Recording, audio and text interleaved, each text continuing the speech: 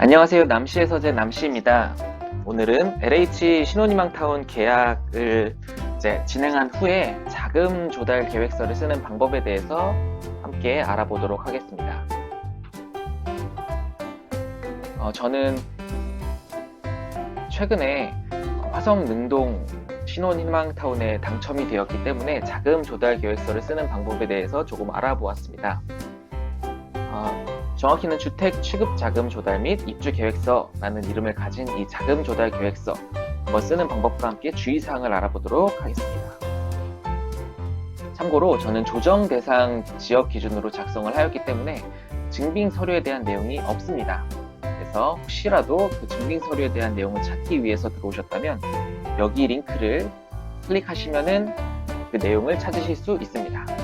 그리고 제가 정리한 내용은 매부리TV의 자금 조달 계획서 영상을 많은 부분 참고하였습니다. 그래서 정리한 내용이 부족하거나 더 좋은 내용을 확인하고 싶으시면 이 영상을 링크를 걸어두었으니 클릭해서 살펴보시기를 바랍니다. 먼저 최신 문서 양식을 찾는 방법에 대해서 한번 설명하겠습니다. 자금 조달 계획서를 찾기 위해서는 여기 링크를 클릭하시면 됩니다. 이 링크는 국토교통부의 부동산 거래 관리 시스템 사이트로 접속하게 됩니다. 여기를 접속하시면은 로그인 필요 없이 사진에 표시된 여기 자료실을 클릭하시면 이런 페이지를 들어가시게 되는데요. 이 페이지에서 이 검색창에다가 조달이라고만 치셔도 과거 버전의 계획서 양식들부터 현재 버전까지 모두 찾으실 수가 있습니다. 그래서 최신 양식은 제가 올려드렸는데 혹시라도 이 양식이 최신이 아니게 되면 여기서 찾으시면 되시겠습니다. 다음은 제출인 정보입니다.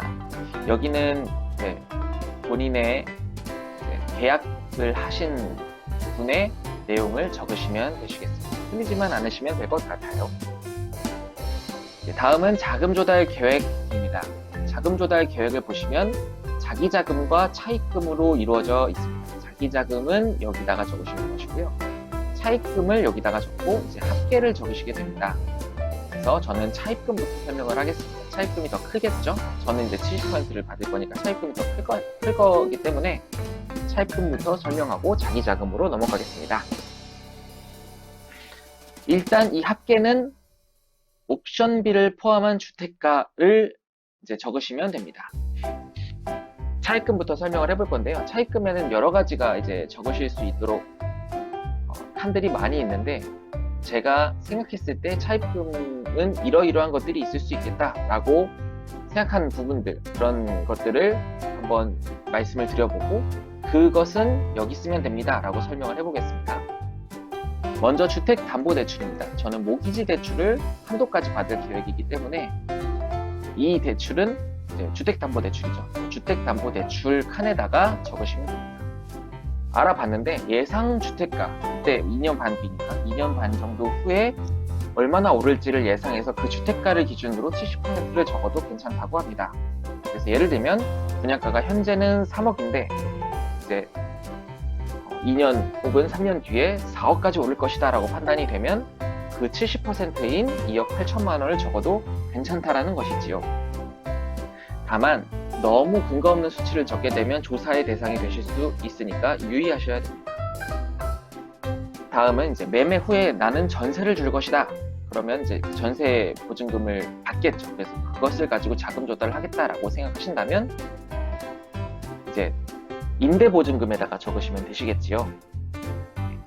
그 다음에 부모님이나 친척분께서 빌려주신다라고 가정을 한다면 그때는 이제 그 밖의 차입금에다가 적으셔야 됩니다.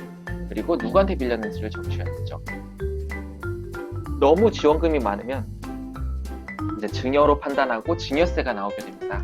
이런 경우에는 증여 이상 초과되는 금액은 그 밖의 차입금에다가 적고 관계를 적으셔야 됩니다. 증여 같은 경우에는 5천만 원 이상인 경우 증여세가 부과가 된다고 합니다. 다음은 자기자금입니다.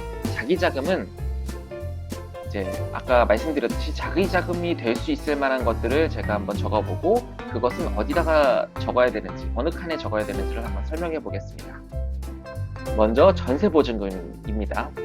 제가 전세를 살다가 실거주로 들어가게 되면 당연히 보증금은 이제 잔금에 넣겠죠. 이제 일부는 보증금 일부는 제 계좌에 들어오고 일부는 나머지는 이제 은행에 갚겠죠. 그래서 그 보증금 남은 이제 액수는 잔금에다가 넣겠죠. 그래서 그것은 부동산 처분 대금에다가 적으시면 됩니다. 다음은 통장 예금입니다. 통장에 보유한 금액이 있으면은 이제 금융기관 예금액에다가 적으시면 되세요. 다음은 이제 내가 앞으로 모을 돈, 앞으로 받을 월급으로 모을 돈이 있다라고 하면은 그것은 그 밖의 자금에다가 적고요. 그리고 여기다가 체크한 다음에 향후 급여라고 적으시면 되시겠습니다. 이것도 이제 너무 터무니없는 금액을 적으시면 안 되십니다. 그래서 내가 이제 예를 들어서 연봉이 얼마다 이러면 그 연봉에서 생활비의 얼마를 제외한 굉장히 논리적인 금액을 적으셔야 된다라고 생각하시면 됩니다. 다음은 이제 부모님의 지원금입니다. 부모님께서 지원해 주시는 금액은 아까 말씀드렸듯이 5천만 원까지는 증여세 적용이 되지 않는다라고 합니다. 그래서 증여와 상속에다가 그 금액을 적으시고 측에 좀비 속에 체크, 아버지께서 주셨으면 부, 어머니께서 주셨으면 모라고 적으시면 되십니다. 이미 낸 계약금은 어떻게 해야 될까요? 이미 낸 계약금은 현재 금융기관 예금액에다가 여기다가 추가해서 적으시면 되십니다. 만약에 서류를 제출해야 되는 일이 생긴다면 통장 거래 내역서로 대신 제출이 가능하다고 하는데요. 이것은 제가 이 링크를 걸어놓은 여기 뉴스에서 참고하였습니다. 그리고 아까 말씀드렸듯이 합계는 분양가의 옵션비를 합한 총액을 적으셔야 됩니다. 취득세라든지 이사비용 같은 금액들은 여기에 포함이 되지 않습니다. 다음은 조달 자금 지급 방식입니다. 여기는 당연히 이제 총 거래 금액은 아까 합계 13번 합계랑 동일해야 될 것이고요. 계좌 이체로 내는 금액의 합은 15번, 대출을 통해 내는 금액의 합은 16번에다가 적으시면 되시겠죠. 다음은 입주 계획입니다. 입주 계획은 이제 내가 포함된 본인과 함께 세대원들이 이제 입주를 하게 된다면 여기다가 이제 체크를 하시면 되실 것 같습니다. 임대를 준다면 이제 파란색에다가 체크를 하셔야겠지요. 전세 월세 상관없이. 그래서 작성 날짜 적으시고 계약자의 이름 적으시고 서명 정착 해주시면 완료가 되시겠습니다.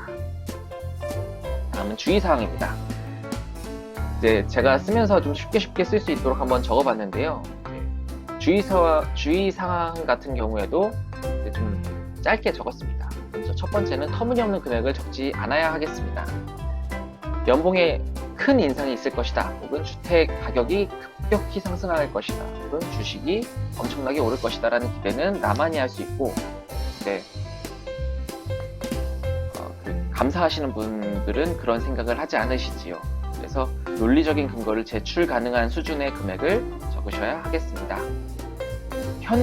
두 번째는 현금은 적지 않는 방향으로 하시는 게 좋겠습니다. 확인이 되지 않는, 전산상 확인이 되지 않는 자금은 누군가가 주었구나, 증여했구나 라고 의심할 수가 있어요. 그래서 현금을 크게 가지고 계신다면 예금을 하시거나 적금을 하셔가지고 자금 이동의 근거를 만드시는 게 좋겠습니다.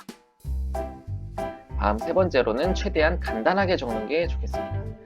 혹시라도 조사를 받게 돼서 증빙서류를 제출해야 되는 경우를 생각해보면 다양한 곳에서 자금을 가져온다라고 했을 때는 그 증빙서류를 되게 다양하게 준비해야겠죠. 근데 그렇게 되면 실수가 있을 수 있을 것 같습니다. 그래서 증빙서류를 제출할 수 있겠다라는 생각을 하시고 그 가지수를 좀 줄여서 적으시는 게 좋으실 것 같습니다. 30일 정도 이제 작성할 수 있는 기간이 있기 때문에 그 기간 동안 이제 자금의 개수를 좀 줄이신 다음에 적으시는 것을 권장을 드리도록 하겠습니다. 결론입니다.